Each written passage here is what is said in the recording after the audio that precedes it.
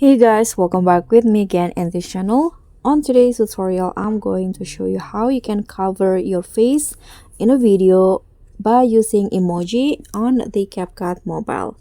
So here I've already imported a video and I want to cover the face part by using emoji. So what you need to do is add the emoji first. So go to stickers, click on the emoji category or emoticon and choose the emoji that you want. I'm going to just use this one here, the smiley face. So just go to the first part of the face here on the video, make it through the entire clip. Okay, then go to the first part again, and in here click on the emoticon and choose tracking, and here select the tracking. I'm going to select the face only, like this.